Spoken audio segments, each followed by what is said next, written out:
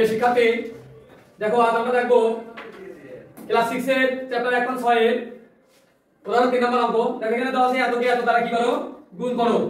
মানে দশমিক সংখ্যার গুণ কিভাবে করতে হয় এটা আমরা দেখব। এটা খুবই ইজি, আমরা সমাধানে যাচ্ছি। দেখো সমাধান, যেহেতু এখানে অঙ্কটা ওখানে আছে, আমরা নতুন করে অঙ্কটা উঠালাম না, আমরা ডাইরেক্ট কাজ করে পাবো। দেখো এখানে যে কাজটা করবো, এইখানে যে সম্পূর্ণ সংখ্যাটা আছে পয়েন্ট বাদ দিয়া ওই সংখ্যাটা এই সংখ্যাটার আগে গুণ করে নেব।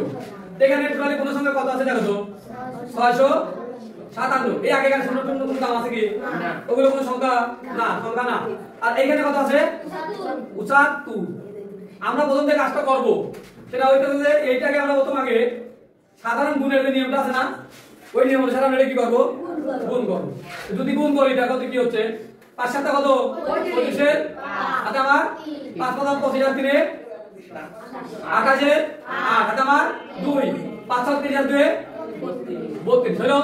একবার কি 5 7 7 49 এর 9, আচ্ছা আমার কত 4 5 7 32 আর 3 39 এর 9, আচ্ছা আমার কত 3 6 7 42 এর কত হয়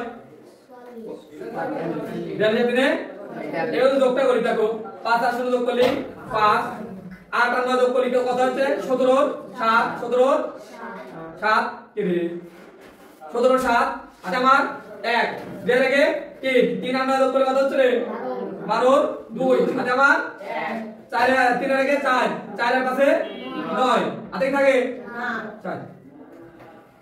এখন দেখো এখানে থেকে কাজটা করতে পারি।